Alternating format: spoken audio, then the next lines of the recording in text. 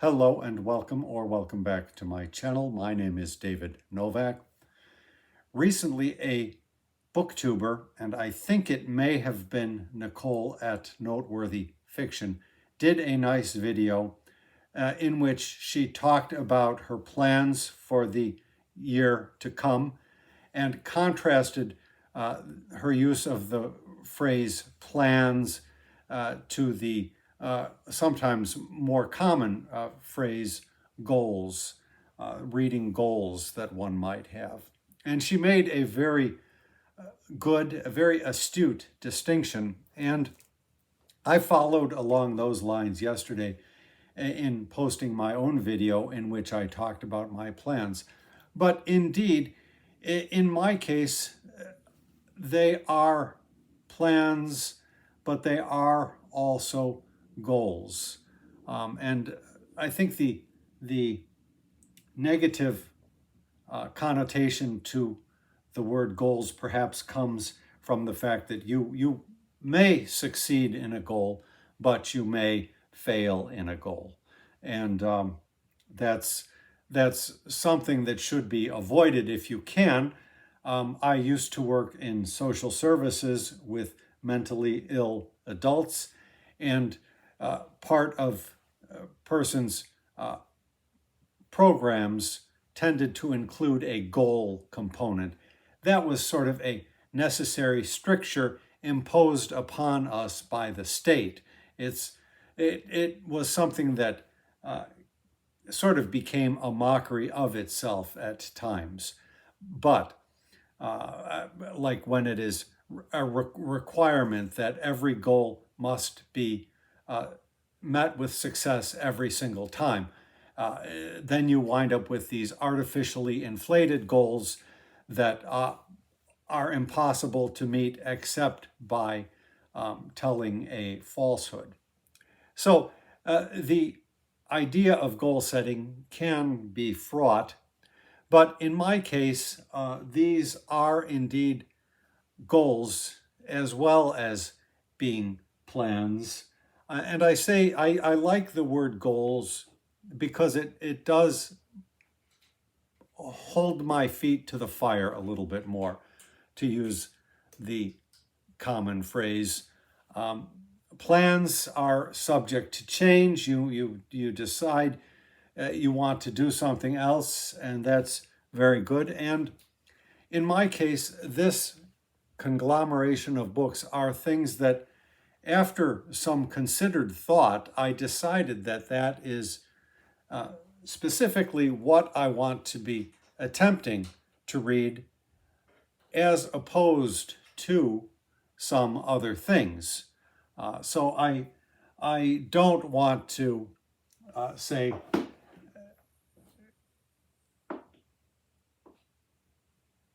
sorry, I have a cat here doing something.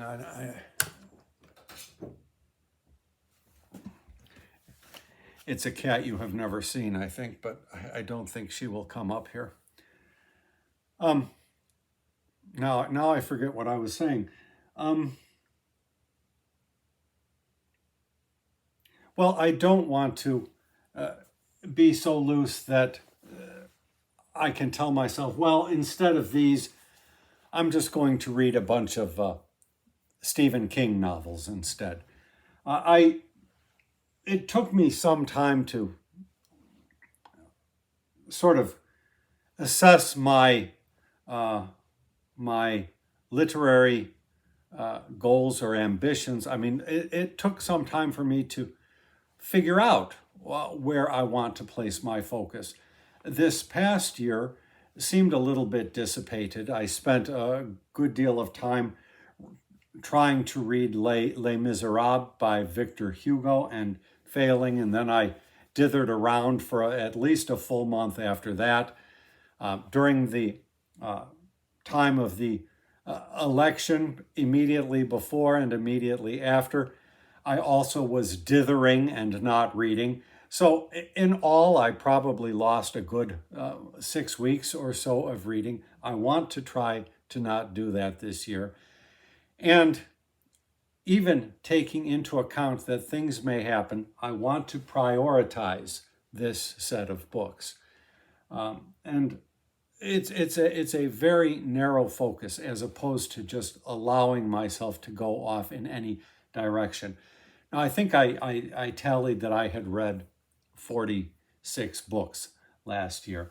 And based on those numbers, what is here should be more than achievable, and I should have room to maneuver on other books if I so choose. But at least as the year begins, until I get into some kind of a groove, I'm going to focus primarily on what you see here. So I don't know that I need to pull everything down for you to look at, but the top two books here are Parkman's History of France and England in North America. Was it Francis? I think that was what I guessed yesterday.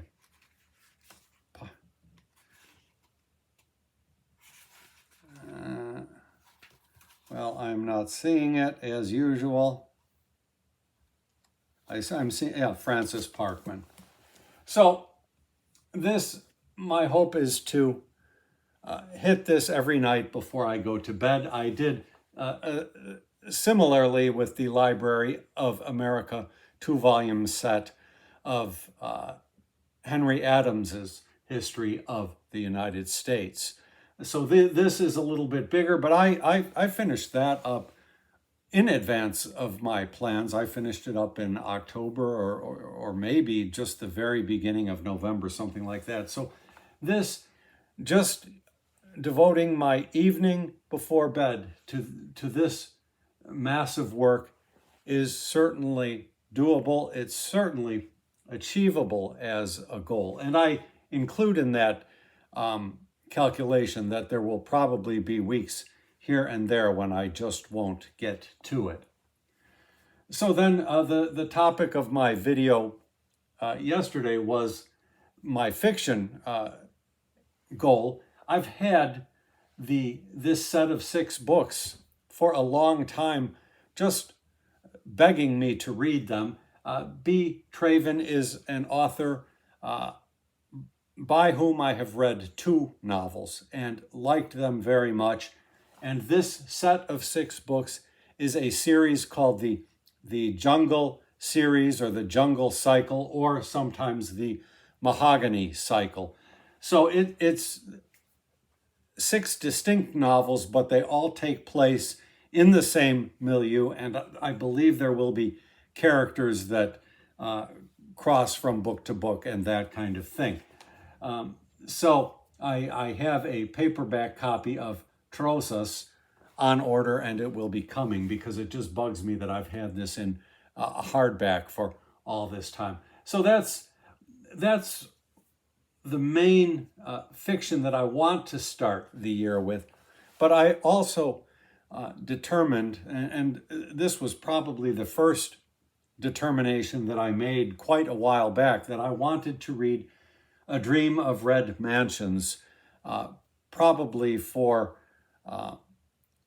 March of the Mammoths. So March of the Mammoths is an event in March when people will read large-sized books. Here, I'll show you this one. She doesn't like me to pick her up, but she's looking at the books. So, okay, kiddo. I imagine the whole pile topping. It's right. They're all stacked here right upon a scratching post, so one never knows what might happen. Some years ago, I took a little stab at A Dream of Red Mansions, probably 5 years ago, if not more than that. But I didn't use this translation. I used the Penguin Classics translation, which is really kind of strange. And I finally got rid of my copies of that. I forget what the name is in Penguin, Romance of the Stone, possibly. But I just really rebelled at that translation when I looked at it.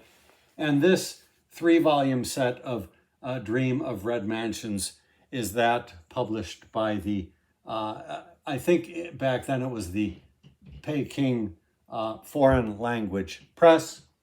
Back in the old days, about the only translators doing works from the Chinese to English were a couple known as the Yangs, Gladys Yang or Yang, and the husband, he used his Chinese name, and I can't remember what it was.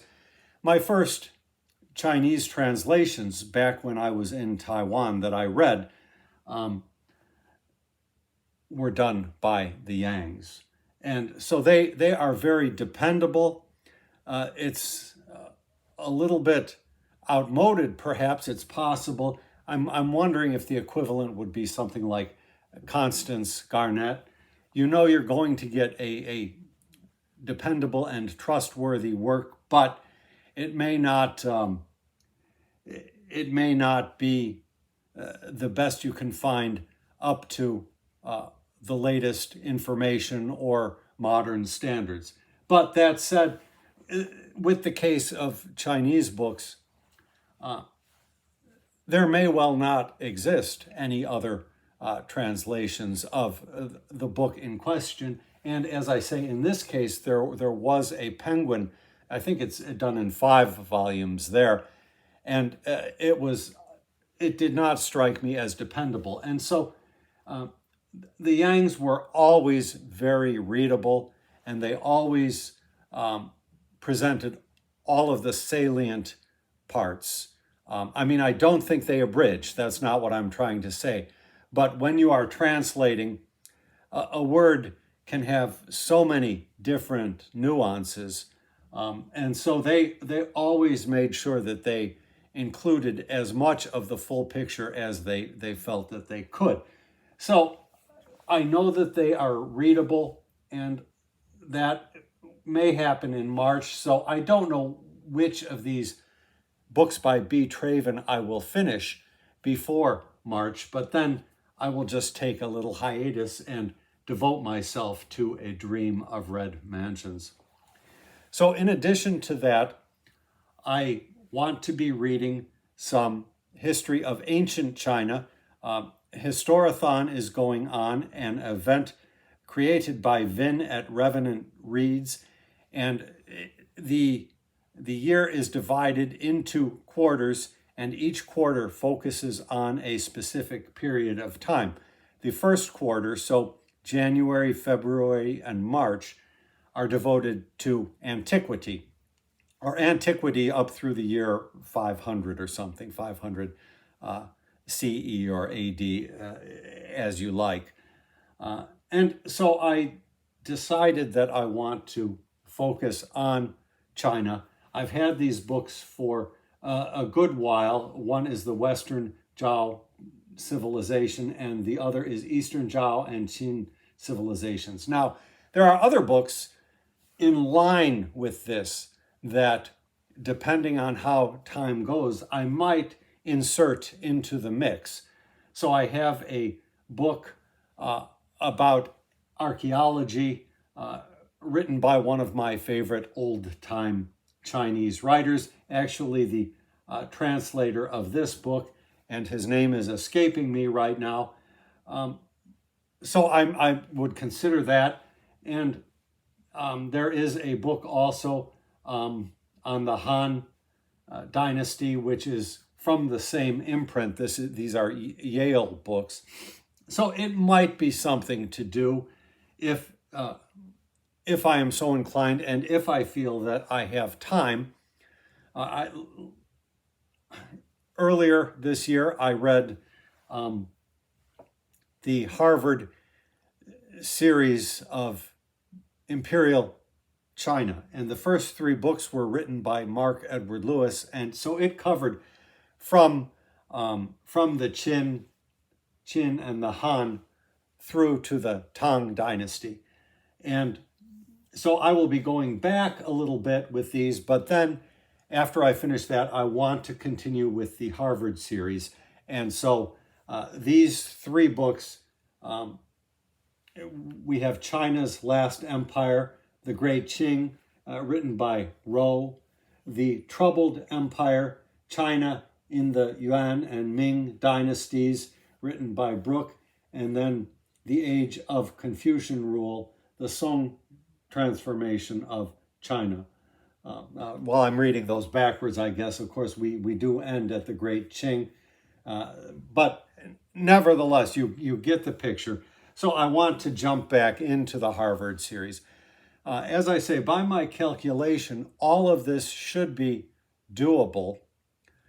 And I brought out all of these books partly to show you, but also partly just for my own sake, so that I could focus on the stack a little bit and just try to ready myself. I am not traditionally a strong reader. So for me, it's not simply a matter of reading this or reading something else.